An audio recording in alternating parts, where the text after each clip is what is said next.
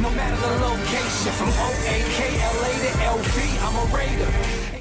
Raider Nation, what's going on? You are watching the Raiders Report in today's Mailbag, presented by Manscaped. Go to manscaped.com/Raiders, where you can save 20% off and get free shipping on the best male grooming products out there. If you're Nathan Peterman, living in a bush, get rid of the bush with the Lawnmower 3.0. If you want it to start spitting venom like Ken Stabler, go to manscaped.com/Raiders. All right, first question's coming in from Nove. Trade Carr for picks. If I'm going to trade Derek Carr, I want a first-round pick. Do I think you're going to get a first-round pick for Carr? No. I think you probably get a second-round pick. But if you're trading Carr, who are you going to play in? You're going to trust Mariota? I know he had one good game, but it's one good game. And he's also never been able to stay healthy. With Derek Carr's contract, it is unbelievable to have a top 10 quarterback making $22 million this year, $19 million the next year. What you need to do, keep Carr for 2 years, draft a quarterback probably this year or next year, let him learn behind Derek so we can understand Jon Gruden's system better, and then if you want to evaluate and keep Carr, you keep him, or you go to the quarterback. That's what you do. All right, Super Chat's coming in from Carl's. Keep Carl Nassib, dude busts chops. I'm going to respectfully disagree on the whole dude bust chops thing, but the only reason why the Raiders would keep him is because if you cut him, it's going to cost $5.75 million in dead cap. In terms of one of the worst players on their contracts, Carl Nassib making 3 years, $25 million is by far one of the worst contracts that the Raiders are doing, straight up. Super Chat coming in from Joshua Hughes. This is one of my dudes right here. Y'all get my bro up to 70K. So he's talking about 70K subscribers. We hit 69K.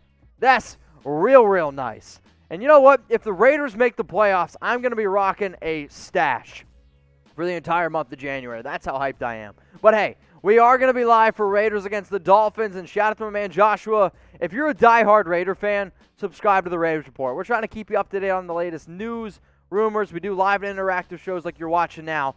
But also, the watch parties are lit AF. They really are. It's going to be 4 to 5 hours of nonstop Raiders talking. So if you miss the tailgating feeling, if you don't want to pay for cable, subscribe to the Raiders Report. It's free. We're going to be doing a watch party for the Raiders vs. Dolphins game on Saturday night. This one's coming in from Amen to Jesus. Get a picture. Since safety is a need, who should the Raiders go out and draft? All right, this is a fun question. Obviously, safety is a major need. Here are my top 4 safeties in the 2021 NFL Draft. Trevon Moehrig from TCU, Jevon Holland, Richard LeCounte, and then Andre Cisco from Syracuse. The reason why these are my top 4, this isn't just the top 4 safeties in the draft. This is the top 4 safeties for the Raiders. These guys are true ball hawks. They are true free safeties. I don't want any more people talking about bringing in a strong safety. We got enough of those. We got enough guys who can't cover. I want a safety that can cover the middle of the field and let Johnathan Abram go over the middle and be great. That's if he stays at safety. So how about this? Out of the 4 names that I just mentioned, who would you go out and draft? Type TM for Trevon Moehrig from TCU, Richard LeCounte, type RL from Georgia, JH for Jevon Holland from Oregon, or Andre Cisco AC from Syracuse. Out of these guys, real quick, I'm probably going to go with either TM or Jevon Holland. I will say this, though. I don't think I take any of these players in the first round. I anticipate Holland being the first guy off the board, but if you're telling me I can get Moehrig in the second round, I will take that value over Holland in the first every single day of the week. But bottom line is this. I want a safety that can cover. I am so sick and tired of us getting beat deep. I don't want to see it anymore. So if you're not going to go out and get a Justin Simmons or an Anthony Harrison free agency and you want a safety to draft, go out and get one of those guys. I don't want any of these strong safeties anymore. My only question with this is, and be honest with me here, if you agree with me, I think the Raiders are bad at evaluating safety talent. Why? Johnathan Abram, fun player, but he's right now rated as the worst safety according to Pro Football Focus, and it's no secret. He can't cover.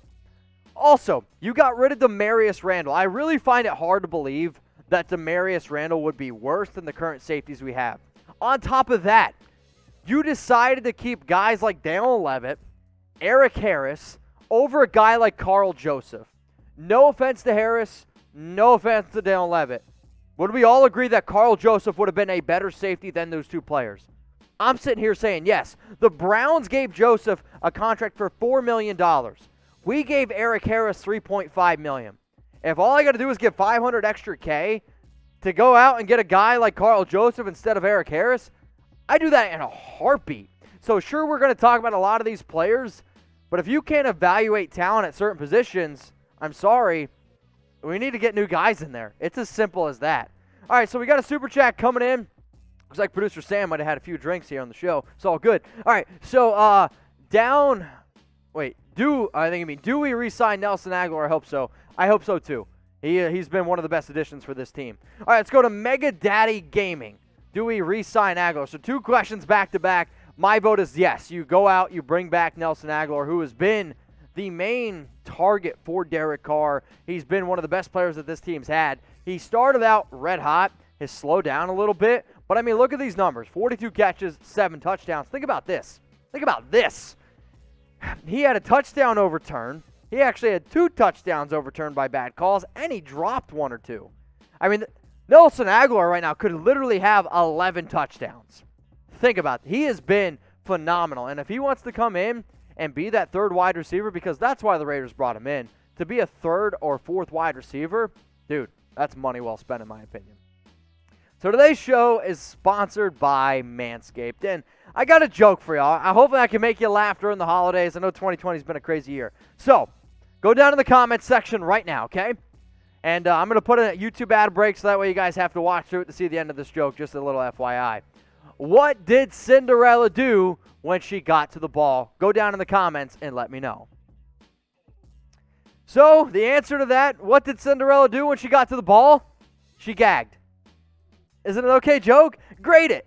A, B, C, D, or F. Honestly, the only grade that I should probably get is a D. You know what I'm talking about. Hopefully, if you're, if you're under 18 and you don't know what I'm talking about, birds and bees talk. It'll happen sooner or later. If you're over 18 and you don't know what I'm talking about, hit me up on Instagram at Mitchell Renz 365. I can explain it to you. Seriously, A, B, C, D, or F. The reason why I wanted to do this, have a little bit of fun. Manscaped is one of the sponsors that I love the most because they let me be me. They let me have some fun. And if y'all are trying to have some fun and use your D and hopefully take Cinderella to the ball, go get the perfect package, 20% off, and get free shipping. That comes with the Lawnmower 3.0. You get ball toner, ball deodorant. My favorite product, though, I'm telling you, is the Lawnmower 3.0. It's got an 8-hour battery life. You can use it in the shower. No tug or pull whatsoever. So seriously, go get set up. I'm going to put the link, manscaped.com/Raiders, in the comments. It's going to be in the description. It's an awesome holiday gift. And if you're, a woman watching our show, you didn't like the joke, sorry, but maybe you want to get your man some Manscaped, manscaped.com/Raiders. Much love to everyone out there, and hopefully everyone has an awesome holiday. All right, super chat coming in from Herbie made this beat. What's the beat? Attack playing versus the Dolphins, and should we move Abram to linebacker? So, this is kind of funny. So Tack playing against the Dolphins, he's eligible to return. I actually do anticipate Tack playing this week, but as a reminder, I am filming this on Tuesday at like noon Central Time, so if anything changes, I'll try to keep you guys updated. And then in terms of, moving him to linebacker, Abram, it's definitely something that I've thought about personally, and it's funny because one of the notes that I had for Sam to, hey, if anybody brings up Abram, go to this. So you and I are thinking like on the exact same page here, where I literally have in my notes, move Abram to linebacker. If the Raiders want to use him correctly, I think you got to look at how the Jets try to use Jamal Adams, where Jamal Adams is not a very good coverage safety. He's not, but he's really good in run coverage, and he can go up and hit the quarterback.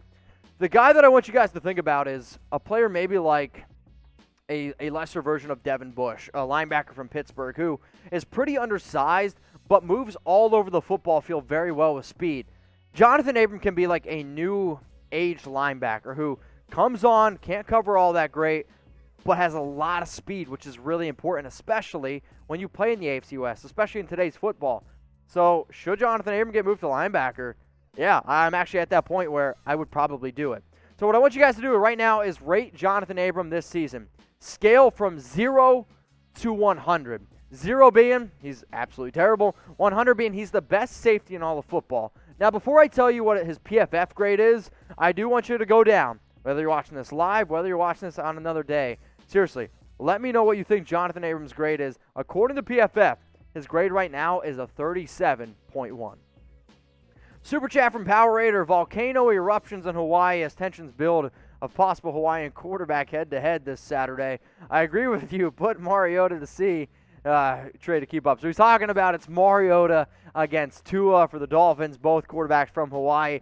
I like the play on words, but Power Raider, I appreciate you watching the show. I appreciate the super chat.